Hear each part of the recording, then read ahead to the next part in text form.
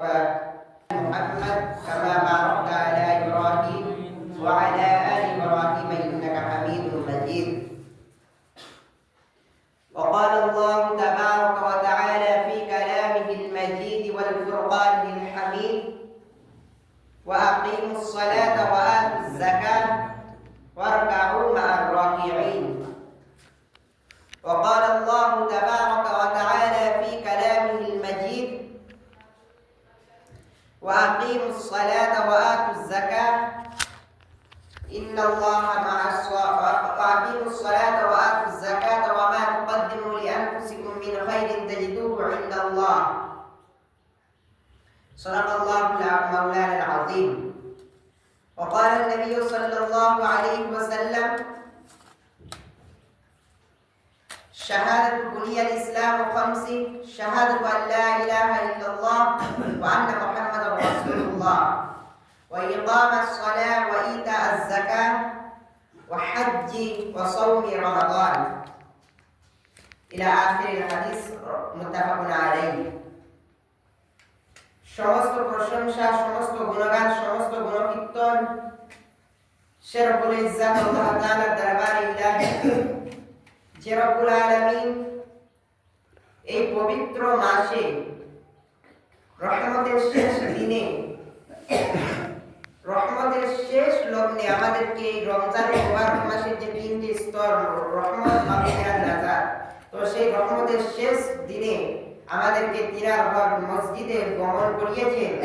যে রব্বুল আলামিন আমাকে আপনাকে বড় ভালোবেসে, বড় প্যার করে, বড় মহব্বত করে তিনার ঘর পর্যন্ত আনিয়েছেন, সে রব্বুল ইজ্জতের দরবারে ইলাহিতে কৃতজ্ঞতা স্বরূপ শুকরিয়া আদা করি। সকলেই উচ্চ আওয়াজে বলি আলহামদুলিল্লাহ। লক্ষ কোটি দরুদের সালামের নজরানা বর্ষিত হোক নবীকুলের শিরোমণি আমাদের নবী, যে নবীকে সৃষ্টি করলে আসমান ও জমিন, চন্দ্র তারা কিছুই সৃষ্টি হতো না, যে নবী আজও রওজা মুবারক মুকদ্দাস দরবারে ইলাহিতে শুয়ে শুয়ে উম্মতের জন্য কাঁদেন, কেঁদে জারজার করে উম্মতি উম্মতি বলে, যে নবী মাহশরের ময়দানে সমস্ত নবীরা নফসি নফসি করবে, অথচ যে নবী উম্মতি উম্মতি করবে, সে নবী পাক সাল্লাল্লাহু আলাইহি ওয়াসাল্লামের উপর দরুদের নজরাত সকলে বলি সাল্লাল্লাহু আলাইহি ওয়াসাল্লাম। আজকে আমরা এসেছি পবিত্র মাহে রমাদান শরীফের দ্বিতীয় জুমা। এটা পবিত্র মাহে রমাদান শরীফের দ্বিতীয় জুমা। এই রমজানুল মুবারক মাসের গুরুত্ব বহু আপনারা শুনেছেন। এই রমজানুল মুবারক মাসে একটা বিশেষ ইবাদত হলো, একটা বিশেষ ইবাদতের নাম হলো যাকাত। আল্লাহ পাক রব্বুল আলামিন আমার আপনার জন্য যাকাতকে ফরজ করেছে।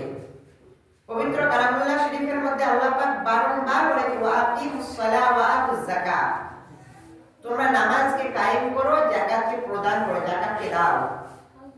এই যাকাতটা কাদের জন্য? বড়লোকদের জন্য আল্লাহ পাক রব্বুল আলামিন ফরজ করলেন। যারা ধনী কোটিপতি তাদের জন্য আল্লাহ পাক ফরজ করলেন যাকাত দেওয়াকে। কাদের উপর? গরিবদের উপর। গরিবদেরকে দেওয়ার জন্য ফরজ করলেন।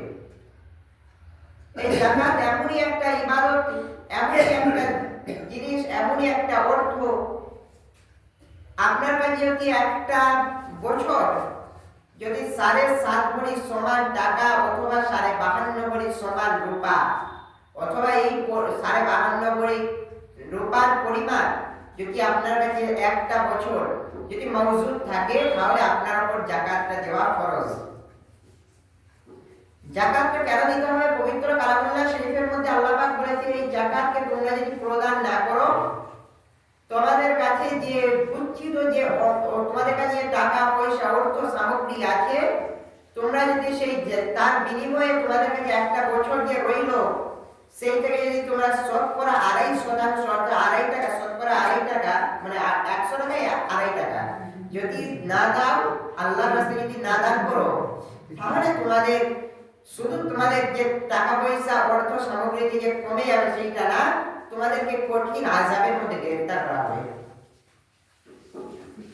আল্লাহ নবী সাল্লাল্লাহু আলাইহি ওয়াসাল্লাম riwayat করেছে বুখারী ও মুসলিম শরীফের হাদিস। হযরত আব্দুল্লাহ ইবনে আব্বাস রাদিয়াল্লাহু তাআলা আনহু হতে বর্ণিত, আল্লাহ নবী সাল্লাল্লাহু আলাইহি ওয়াসাল্লাম বলেন একদিন হযরত মুআয ইবনে জাবাল রাদিয়াল্লাহু তাআলা আনহুকে ইরাকের গভর্নর হিসেবে নিযুক্ত করা হলো, পাঠানো হলো।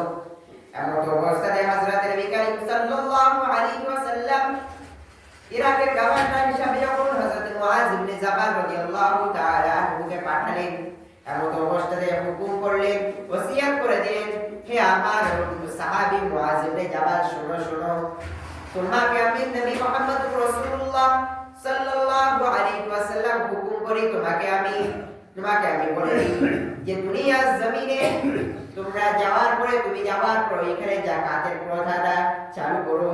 যদি কাউরের কাছে যদি অর্থ সামগ্রী 1 বছর পরিমাণ পূর্ণ থাকে, তুমি কি করো, তুমি সেই জায়গাতে তুমি সেই অর্থ সামগ্রীটাকে তুমি চালু করে দাও। তুমি সেই অর্থ সামগ্রীটাকে তুমি কি করো, তাদেরকে দাও, যারা গরিব মানুষদের কাছে বন্টন করে দাও। আল্লাহ নবী সাল্লাল্লাহু আলাইহি ওয়াসাল্লাম এই যখন হুকুমটা করে দিলেন, হযরত মুআয ইবনে জাবাল রাদিয়াল্লাহু তাআলা আনহু চলে গেলেন, যাওয়ার পরে এই প্রথাটা চালু করলেন। একটা ঘটনা বললে বুঝতে পারেন এই যাকাতের কতটা বড় গুরুত্ব, কতটা পরিমাণ ফজিলত। হযরত সিদ্দিক আকবর ইসলাম জাহানের প্রথম খলিফা হযরত আবু বকর সিদ্দিক রাদিয়াল্লাহু তাআলা আনহু, আল্লাহ নবী সাল্লাল্লাহু আলাইহি ওয়াসাল্লামের ওফাতের পরে ইন্তেকাল হয়ে যাওয়ার পরে দুনিয়ার জমিন ছেড়ে পর্দা নিয়ে চলে গেছে। এমন অবস্থাতে বহু মানুষ যাকাত দেওয়াকে বন্ধ করে দিয়েছিল।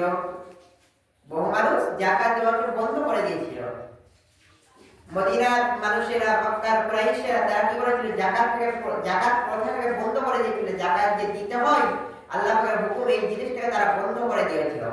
যখন এমন অবস্থায় যখন এই দেখা হলো যে জাকাতটা বন্ধ হয়ে গেছে, আল্লাহ নবী সাল্লাল্লাহু আলাইহি ওয়াসাল্লাম চলে যাওয়ার পরে যখন দেখা গেল এই জাকাত প্রথা বন্ধ হয়ে গেছে, সিদ্দিক আকবর তখন কি করলেন, উনি বললেন যে যদি কারো কাছে যদি জাকাতের একটা উটের যে রশি, সেই রশিটাও যদি থাকে, যদি ওই রশিটাকে যদি গরিবের বাড়ি বন্টন না করে দেয়, আমি সিদ্দিক আকবর যুদ্ধ ঘোষণা করব তার জন্য।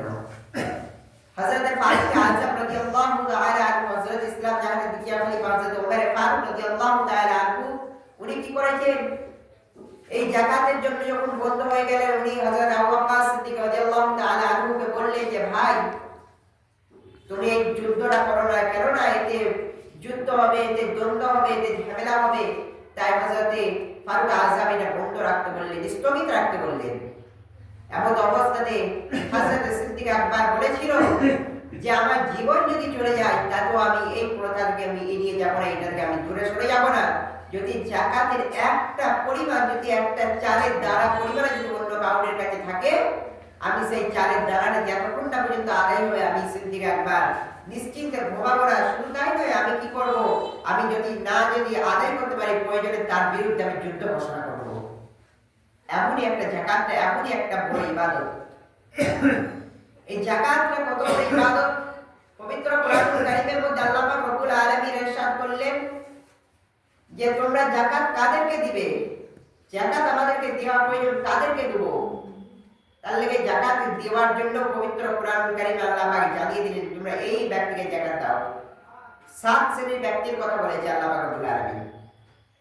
আল্লাহ পাক রব্বুল আলামিন 1 নম্বরে বললেন যে ভিক্ষুক, যারা এতটাই অসহায়, যাদের প্রতিবন্ধী, এমন যে তার কাজ করার ক্ষমতা নাই, এমন প্রতিবন্ধী, তাদেরকে তোমরা কি করো, এই যাকাতের অর্থটা তাদের হাতে তুলে দাও। দ্বিতীয় নম্বরে বললেন যে দাসী মুক্ত করা, যেসব দাসীকে মুক্ত করে দেওয়া হয়, সেই সব দাসীদেরকে তোমরা এই যাকাতের অর্থটা তাদের হাতে তুলে দাও। তৃতীয় নম্বরে আল্লাহ পাক রব্বুল আলামিন বললেন যে তোমরা কাদের হাতে দিবে, যারা নাও মুসলিম, অর্থাৎ অন্য ধর্মে ছিল, তারা নতুন করে মুসলিম ধর্ম গ্রহণ করেছে, তারা সেই ধর্মটাকে বুঝতে পেরেছে, তারা সেই ধর্মকে ত্যাগ করে ইসলাম ধর্মটাকে গ্রহণ করেছে, তাদের হাতে তোমরা এই অর্থের সামগ্রীটা, তাদের হাতে এই পয়সাটা তুলে দাও। আর কাদেরকে দিবে, মাদ্রাসার তুলাবায়ে ইলম, যারা তুলাবায়ে আজিজ, যারা পড়াশোনা করে, যারা ইলমকে হাসিল করে, যারা ইলমকে তলব করে, তাদের হাতে দাও। আর কাদেরকে দিবে, যারা এতটাই গরিব যে তারা একবেলা খেতে পারছে, উপরবেলা খেতে পারে না, তাদেরকে দাও। আর কাদেরকে, যাদের ঋণ, এতটা পরিমাণ ঋণ আছে যে ঋণটা পরিশোধ করাটা তার দ্বারা সম্ভব না, তার হাতে অতটা অর্থ নাই, তো তোমরা তাদের হাতে এই সামগ্রী পয়সাটা অর্থটা তুলে দাও। এমনটা 7 শ্রেণীর ব্যক্তির কথা আল্লাহ পাক কোরআনুল কারীমের মধ্যে জানিয়েছেন। এই 7 শ্রেণীর ব্যক্তির হাতে যাকাত বা সাদাকাতুল ফিতর এগুলো দিতে হয়। সাদাকা আর তার সঙ্গে এই যে রমজানুল মুবারক মাসে আরেকটা বিশেষ যে দান করতে হয় সেটা হচ্ছে ফিতরা। এই ফিতরাটা আমরা অনেকেই কি করি, ঠিক মতো দিই না, সামর্থ্য আছে দেওয়ার মতো কিন্তু আমরা দিই না। সাদাকাতুল ফিতর যে ফিতরাটা যে নির্ণয় করা হয়েছে, বিভিন্ন আলেম উলামারা একত্রিত হয়ে যে নির্ণয় করেছে সেটা হচ্ছে 70 টাকা। প্রত্যেকটা মানুষের মাথা পিছু 70 টাকা ফিতরা ধার্য করা হয়েছে। এই সাদাকায়ে ফিতর তাদেরকেই দিতে হবে যাদের উপর যাকাত যাদেরকে দিতে বলা হয়েছে। আর এই যাকাতটা এতটাই বড় নিয়ামত, এতটাই বড় ইবাদত, আমরা ভাবি যে যাকাত দিলে হয়তো জাকাতের মাল দিলে হয়তো টাকা পয়সা দিলে আমাদের টাকা পয়সা কমে যায়। আমি কিছুক্ষণ আগে একটা ঘটনা বলছিলাম যে সিদ্দিক আকবর রাদিয়াল্লাহু তাআলা আনহু যে ঘটনা বলছিলাম, তো সিদ্দিক আকবর রাদিয়াল্লাহু তাআলা আনহু জামাতে ঠিক একই রকম তারা বলেছিল যে আমরা যদি যাকাত দিই, আমরা যদি অর্থ সামগ্রী যদি দিয়ে দিই, আমাদের পয়সাটা কমই হয়ে যাবে, আমাদের পয়সা কমে যাবে। তো আল্লাহ পাক রব্বুল আলামিন বলেছে যে তোমরা যদি যাকাত দাও তোমাদের ওই অর্থটা কমবে না, বরং তোমাদের অর্থটাকে আল্লাহ পাক রব্বুল আলামিন বৃদ্ধি করে দিবে, বাড়িয়ে দিবে। বলুন না সুবহানাল্লাহ। তো এতটা ফজিলত, এতটা গুরুত্বপূর্ণ ইবাদত এই রমজানুল মুবারক মাসে আমাদের জন্য বহু ইবাদত বান্দিগি আছে, তার মধ্যে বিশেষ করে যাকাত হচ্ছে একটা গুরুত্বপূর্ণ ইবাদত। আল্লাহ রাসূল সাল্লাল্লাহু আলাইহি ওয়াসাল্লাম বললেন হাদিসে মুবারাকার মধ্যে, বুখারী ও মুসলিম শরীফের হাদিস, বুনিয়াল ইসলাম ও খামসি, তোমাদের উপর ইসলামের 5টা স্তম্ভ, 5টা খুঁটিকে করা হলো। এক নম্বর কি? শাহাদাতু আল্লা ইলাহা ইল্লাল্লাহ ওয়া আন্না মুহাম্মাদুর রাসূলুল্লাহ সাল্লাল্লাহু আলাইহি ওয়াসাল্লাম। এক নম্বরে হলো কালেমায়ে তাইয়্যিব, তোমরা অন্তরে পড়ো, জবানে পড়ো, অন্তরে বিশ্বাস করো, আর কি করো? কার্যে করে দেখাও। দ্বিতীয় নম্বরে কি? দ্বিতীয় নম্বরে যেটা বললেন, গুরুত্ব দিয়ে বললেন, ওয়া আকিমুস সালাহ, তোমরা নামাজকে কায়েম করো। তৃতীয় নম্বরে বললেন ওয়া ইতাআজ যাকাত, তৃতীয় নম্বরে বললেন তোমরা যাকাতকে প্রদান করো। বারংবার কুরআনুল কারীমে যাকাতের কথা এইছে, বারংবার আল্লাহ পাক রব্বুল আলামিন বলেছে, আল্লাহ রাসূল সাল্লাল্লাহু আলাইহি ওয়াসাল্লাম এই যাকাতকে বারংবার বলেছে। তো এই যাকাতটা কত টাকা? বর্তমান সময়ে যদি দেখা যায় 7.5 ভরি স্বর্ণের দাম যদি সম্ভবত আজকে আমি দেখলাম যেটা 5,70,000 টাকা, 5,70,000 টাকা। যদি কাউরের কাছে 1 বছর যদি মজুদ থাকে, প্রত্যেকটা শতকরা 2.5 টাকা করে হিসাব করে করে তাকে যাকাত দিতে হবে। যদি দেখা যায় যে এর মাঝে এটা আপ ডাউন হয়ে যায়, ওটা কমেছে, কখনো কখনো বেড়েছে, তাহলে না। যদি দেখা যায় একভাবে ওই 5,70,000 মানে কন্টিনিউ, এই আজকে যে নবম রোজা, এই নবম রোজাকে গত বছর নবম রোজা পর্যন্ত যদি দেখা যায় কন্টিনিউ আমার কাছে ওই 5,70,000 যদি টাকা মজুদ থাকে, তাহলে তার উপর যাকাত খরচ। এই টাইপের বিভিন্ন সময় এটা সোনার দাম বাড়ে কমে, সেটা তার উপর নির্ভর করছে। রূপা 52.5 ভরি রূপা যদি কাউরের কাছে সেই পরিমাণ টাকা মজুদ থাকে, তাহলে তাকে যাকাত দিতে হবে। অথবা দেখা যাচ্ছে যে সেই পরিমাণ রূপা না থাকলেও সেই পরিমাণ অর্থ তার কাছে আছে, তাহলে তার উপর যাকাত খরচ। দেখা যাচ্ছে যে এমন যে তার কাছে অর্থ নেই, তার কাছে রূপাও নেই, অর্থও নেই, কিন্তু তার কাছে সামগ্রী আছে।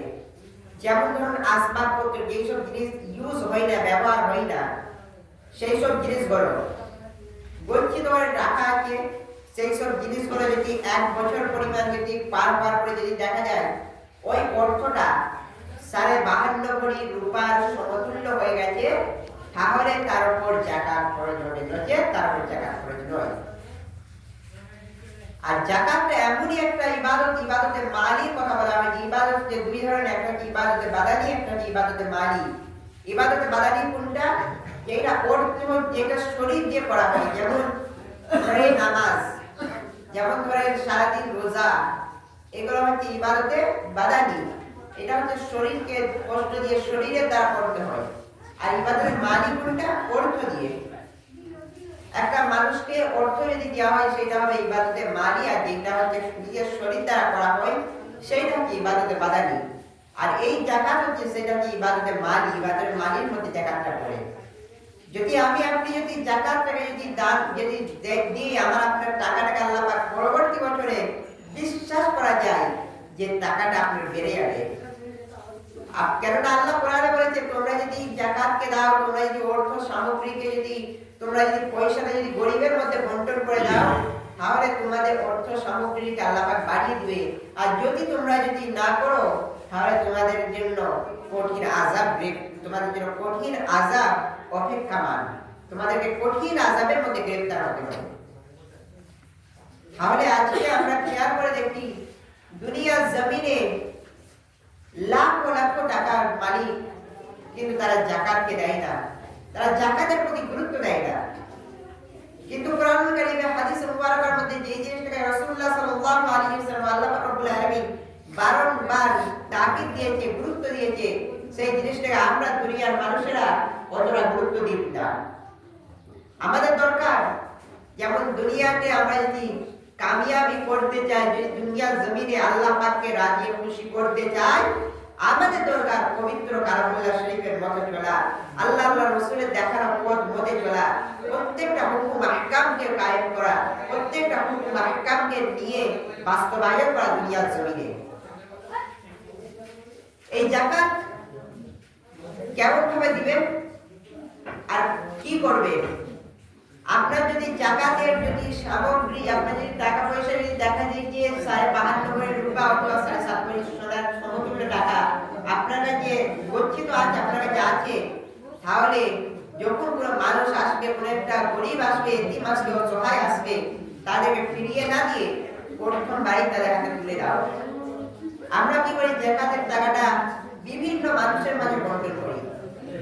উদাহরণস্বরূপ বলি যে একে 100 টাকা, আমাকে 100 টাকা কেউ দিল, আবার আরেকটা মানুষ আছে তাকে কেউ 100 টাকা দিলে, এমন করে করে দেয়। এইভাবে জাকাত দিলে জাকাতের টাকা, জাকাতটা আপনার আদায় হবে না। আর যদি সম্পূর্ণভাবে যদি একজনকে যদি সম্পূর্ণ টাকাটা দিয়ে দেন, তাহলে আপনার জাকাতটা আদায় হয়ে যাবে, নচেত আপনার জাকাত বিফলে যাবে, আপনার কোনো কাজে আসবে না। আপনি ভাবছেন আমার জাকাত আদায় হয়ে গেল, ইসলামটা এত সোজা না, এতটা সহজ না। হ্যাঁ, ইসলাম আমাদের জন্য সহজ, কারণ আল্লাহ পাক রব্বুল আলামিন কোরআনে বলেছে ইন্নাদ দীনা ইনদাল্লাহিল ইসলাম, আমি তোমাদের জন্য ইসলামকে সহজ করেছি, পবিত্র দ্বীন হিসাবে মনোনীত করেছি ইসলামকে, আর এই ইসলামটা তোমাদের জন্য সহজ। তবে মাসালার ক্ষেত্র করে দেখতে গেলে কিছু কিছু মাসলা এমন আছে খুব কঠিন, খুব জটিল। আমি আপনাকে আজকে একটা অসহায় মানুষকে যদি ফিরিয়ে দিই, একটা অসহায় মানুষকে যদি দেখা যাচ্ছে যে তাকে 100 টাকা দিয়ে বললাম যে আর জাকাতের টাকাটা আমি বিভিন্ন মানুষের মাঝে বন্টন করবো, তাহলে আপনার আমার জাকাতটা আদায় হলো না। এই জাকাতটা এতটাই গুরুত্বপূর্ণ, জাকাতের টাকাটা এতটাই গুরুত্বপূর্ণ যে আল্লাহ রাসূল সাল্লাল্লাহু আলাইহি ওয়াসাল্লাম বলেছেন, তোমাদের কাছে যখন রমজানুল মুবারক মাস আসলো, তোমাদের কাছে যখন দেখলে যে ওই পরিমাণ অর্থ তোমাদের কাছে আছে, তোমরা লেট করো না, তোমরা জাকাতটাকে দিয়ে দাও। তোমাদের ওই জাকাতের টাকা, ওই জাকাতের অর্থ তোমাদের কি হবে? কিয়ামতের ময়দানে নাজাতের ওসিলা হবে। আর যদি না দাও, তোমাদের জন্য কিয়ামতের ময়দানে ওই অর্থ, ওই সামগ্রী, ওই টাকা পয়সা একটা বিষধর সাপ হয়ে তাদের গলার মধ্যে পেঁচিয়ে থাকবে। এই গলার মধ্যে পেঁচিয়ে থাকবে, রশির মধ্যে পেঁচিয়ে থাকবে। তারা তাদের মাথায়, তাদের কপালের দু সাইডে দংশন করতে থাকবে। এরকম তারা বলতে থাকবে যে আমি হলাম তোমার ওই অর্থ, আমি হলাম ওই তোমার সম্পদ। দুনিয়ার জমিনে তুমি আমাকে বঞ্চিত করে রেখে দিয়েছিলে, জাকাত দিও না, তুমি দুনিয়ার জমিনে আমাকে রেখে দিয়েছিলে, এক জায়গাতে রেখে দিয়েছিলে, কিন্তু তুমি তোমার যে অর্থের যে হক সেটা তুমি আদায় করো না আজকের দিনে, তাই আমি তোমার জন্য জাহান্নাম হয়ে এসেছি। তোমার জন্য আমি এই বিষদ সাপ আজ জাহান্নাম হয়ে এসেছি আজকের দিনে। তোমাকে এইভাবে আমি দংশন করছি, এইভাবে তোমাকে আমি দংশন করছি, এইভাবে তোমাকে যতক্ষণ পর্যন্ত না আল্লাহ পাকের হুকুম হবে ততক্ষণ পর্যন্ত তোমাকে ছাড়বো না। কিয়ামতের ময়দানে, মাহশরের ময়দানে আল্লাহ পাক রব্বুল আলামিন যারা এই অর্থ সামগ্রীকে, যারা এই জাকাতের মালটাকে যারা মানুষের মাঝে বন্টন করে দিবে, মানুষকে দিয়ে দিবে, তাদেরকে কিয়ামতের ময়দানে আল্লাহ পাক রব্বুল আলামিন আরশের নিচে একটা সুন্দর ছায়া দিবে। সেই ছায়ার মধ্যে তাদেরকে বসতে দেওয়া হবে। তাদেরকে এক একজনের জন্য 70টা করে আল্লাহ পাক হুরকে নিযুক্ত করে দিবে। 70টা হুর নয়, তাদের ওই 70টা হুর তারা এতটাই আনন্দের মধ্যে জীবন যাপন করবে, তাদের মধ্যে একটা আল্লাহ পাক রব্বুল আলামিন জান্নাতের মধ্যে একটা অট্টালিকা, একটা বালাখানাকে তৈরি করে দিবে। ওই বালাখানাটা তোমার আমার জন্য জান্নাতের জারিয়া, ওই জান্নাতের মধ্যে আরামদায়ক একটা বাসস্থান হয়ে যাবে। দুনিয়ার জমিনে একতলা ঘর, দুতলা ঘর, এক কামরা ঘর, দু কামরা ঘর, কিন্তু আমি আপনি যদি আমার আপনার অর্থ সামগ্রী দিয়ে খেয়াল করে যদি যাকাতটাকে যদি আদায় করি, যদি আমার আপনার পয়সাটাকে যদি ঠিক জায়গাতে যদি কাজে লাগাই, তাহলে কি আমাদের ভাইয়েরা আমার আপনার জন্য বড় আনন্দ, বড় বিলাসবহুল জায়গা অপেক্ষা করছে। আর যদি দুনিয়ার জমিনে যদি আমি আপনি যদি এইভাবে যদি কাটিয়ে দিই, কিয়ামতের ময়দানে, মাশারের ময়দানে কঠিন আযাবের মধ্যে থাকতে হবে। আযাব এতটা ভয়ঙ্কর আযাব হবে যে ধারণার বাইরে। রাসূলুল্লাহ সাল্লাল্লাহু আলাইহি ওয়াসাল্লাম বলেছে যে তোমাদেরকে যদি জাহান্নামে যদি একটু আযাব দেখানো হতো, তোমরা তোমাদের অর্থ সামগ্রী তো দূরের কথা, তোমরা নিজেদের ঘর বা সংসারকে দূরের কথা, তোমরা সিজদাতে মাথা তুলতে ভুলে যেতে, তোমার টাকা উপার্জন করা দূরের কথা, তোমরা টাকা ধারে পাশে যাওয়া ভুলে যেতে, তোমরা টাকা করতে না, তোমরা টাকার পিছনে ছুটতে না, তোমরা ইসলামটা যেইভাবে শিখিয়ে দিয়েছে রাসূলুল্লাহ সাল্লাল্লাহু আলাইহি ওয়াসাল্লাম তোমরা সেইভাবে চলতে।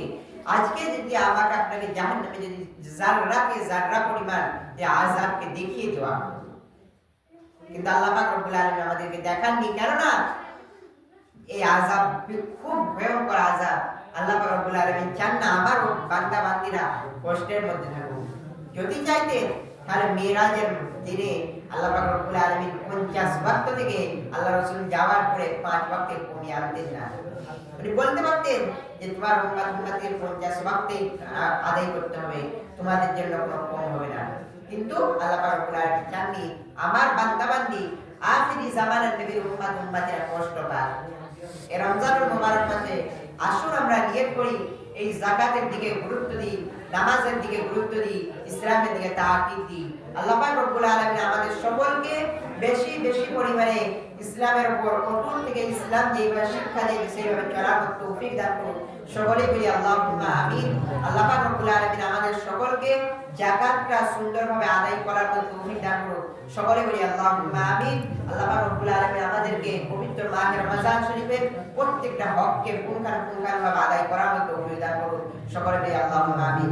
শেষ কথা, একটা বিশেষ গুরুত্বপূর্ণ কথা, আমাদের যে রমজান মুবারক মাসে যে ফিতরা দিতে হয় যেটা ধার্য করা হয়েছে, প্রত্যেকটা মানুষের যদি গমের আটা হিসাব করা হয় 14 টাকা, যাদের একটু বেশি অর্থ আছে আল্লাহ পাক দিয়েছে চেষ্টা করবেন 655 টাকা খেজুরের হিসাব, আর 950 টাকা সম্ভবত এটা হচ্ছে কিসমিসের হিসাব। আপনারা সেইভাবে দেওয়ার চেষ্টা করবেন। ফিতরাটা সঠিক জায়গাতে দিবেন, যেই জায়গাতে ইসলামের খিদমত হচ্ছে, নবী আলাইহিস সালাতু ওয়াস সালামের দ্বীনকে শিক্ষা দেওয়া হচ্ছে, যারা ওয়ারাসুল আম্বিয়া যে জায়গাতে তৈরি হচ্ছে সেই জায়গাতে দেওয়ার চেষ্টা করবেন। আল্লাহ পাক রব্বুল আলামিন আমাদের সকলকে শোনার থেকে বলার থেকে বেশি বেশি পরিমাণে আমল করার তৌফিক দান করুন। ওয়া আখিরু দাওয়ানা আলহামদুলিল্লাহি রাব্বিল আলামিন। আসসালামু আলাইকুম ওয়া রাহমাতুল্লাহি ওয়া বারাকাতুহু।